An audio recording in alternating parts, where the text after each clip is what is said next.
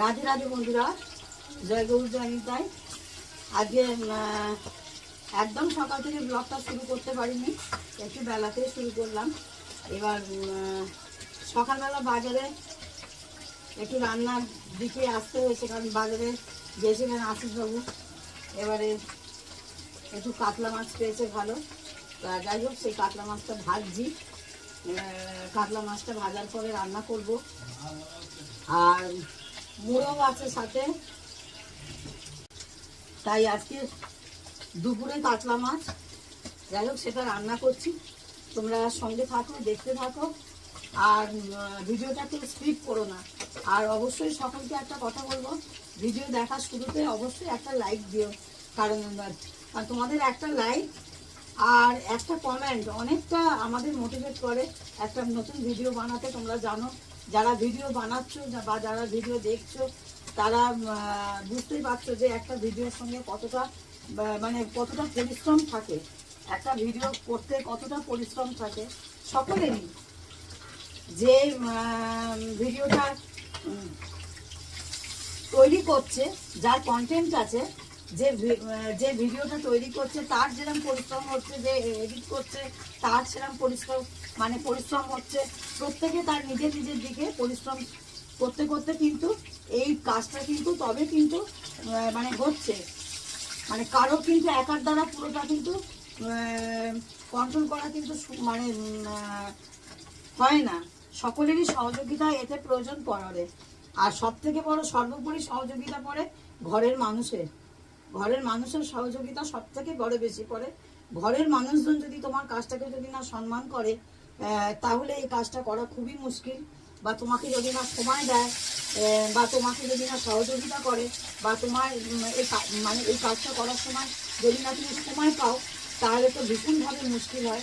কারণ তোমার কাজকে তোমাকে নিজেকে যেমন সম্মান করতে হবে, সেরকম কিন্তু সকলকেই সম্মান করতে হবে। পরিবারের সকলকেই এই কাজটাকে সম্মান করতে হবে।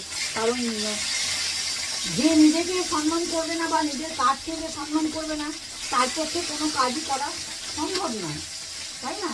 যাই হোক, আর আমি মাছটা ভেজে নিয়ে তোমাদের যে কথাটা বললাম সেই কথাটা তোমরা একটু মনে রাখো।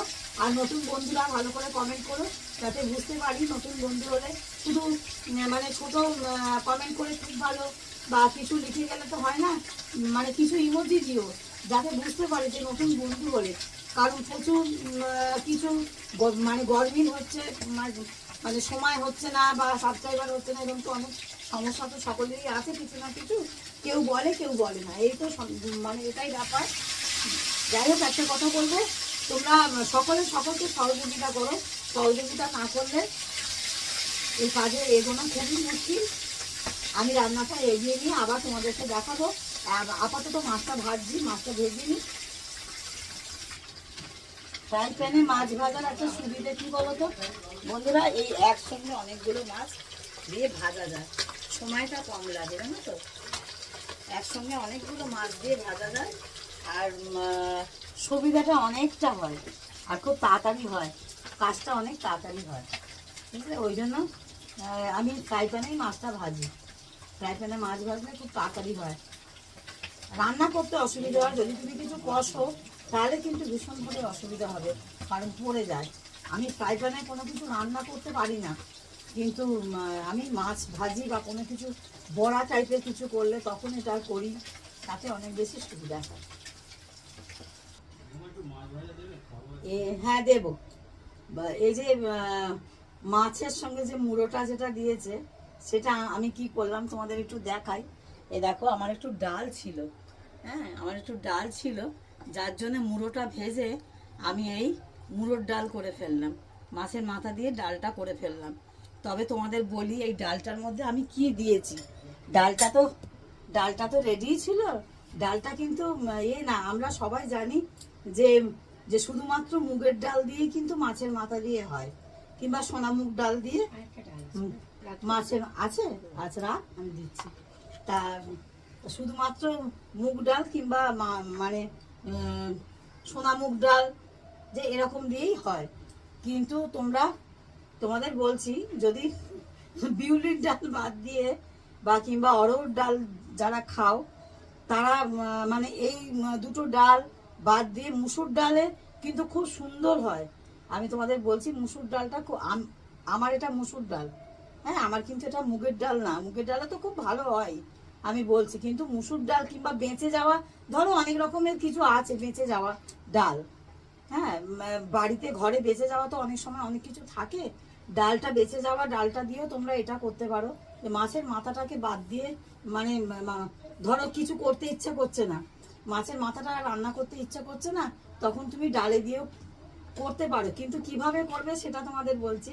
মাছের ডালের মধ্যে ওই এই যে তোমাদের এর আগের ভিডিওয়ে আমি দেখেছিলাম, মানে দেখিয়েছিলাম ছোট এলাচ আর তেজপাতা গুঁড়ো করে রেখেছি।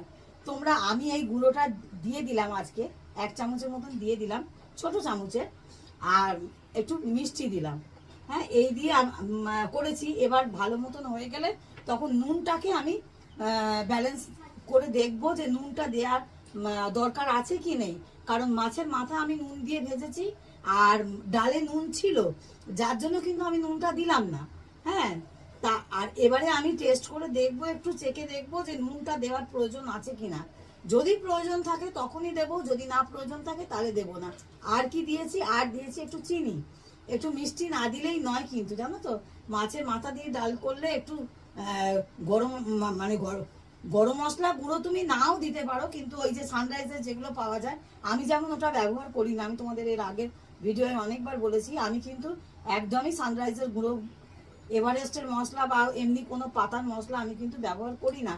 আমি কিন্তু সবসময় গোটাটা ফোড়ন দিই বা গুঁড়িয়ে রাখি, বা তার জন্য মানে সেটা দিয়েই আমি কিন্তু রান্নাটা করি। আর তোমাদের একটা কথা বলবো, দাঁড়াও, ডালটা একটু নাড়িয়ে দিই, নইলে আবার তলাটা লেগে যাবে, স্টিলের বাটি তো তলা লেগে যাবে। লো করে বসানো আছে। মাছের মাথাগুলো একদম যখন নরম হয়ে যাবে তখন মাছের মাথাগুলোকে ভালো করে ভেঙে দেবো, ডালটায় পুরো মিক্সড হয়ে যাবে, খেতে ভালো লাগবে।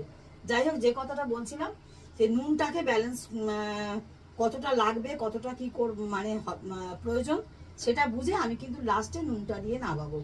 এই হচ্ছে ব্যাপার। এখন ডালটাও ফুটছে আর মুড়োটাও নরম হচ্ছে। মাছের মাথাটা যখনই রান্না করবে, মাছের মাথাটাকে গোটা গোটা রাখবে না, মাছের মাথাটাকে ভেঙে পুরো খাবার, সে মুড়ি ঘন্ট করো আর যে রান্নাই, মানে যে রান্নাতেই মুড়ো দাও না কেন, মাছের মাথাটার ঘিটার খাবারের কিন্তু খুব টেস্টটা বাড়ায়, রান্নাটার কিন্তু টেস্ট বাড়ায়। ঘিটা কিন্তু একদম মানে অন্যভাবে মানে পুরো গোটা মাথাটা রেখে কিন্তু খেও না, ওটাকে রান্নায় মিশিয়ে দেওয়ার চেষ্টা করবে, তাহলে রান্নার স্বাদটাকে অনেক বেশি বাড়িয়ে নেবে।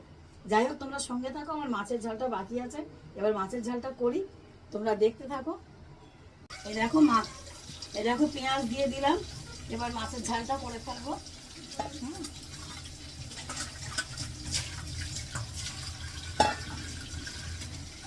মাছের ঝালটা করে ফেলবো। এবার একটু নুন দিয়ে দিলাম মাছের ঝালে, এবার একটু হলুদ দিয়ে দেবো। পেঁয়াজটা একটু নাড়াচাড়া করি যাতে পেঁয়াজটা না পুড়ে যায়, তার জন্য একটু নুন দিয়ে ভাজলে ভালো, তাহলে পুড়ে যাবে না। আর পেঁয়াজটা যদি রান্নায় পুড়ে যায় না, রান্নার টেস্টটা ভালো হবে না, তখন একটা স্বাদটাই অন্যরকম হবে। আর পেঁয়াজে যদি একটু নুন দিয়ে পেঁয়াজটা ভাজো, তাহলে অটোমেটিক পেঁয়াজটা একটু নেতিয়ে যাবে, রান্নাটাও ভালো হবে।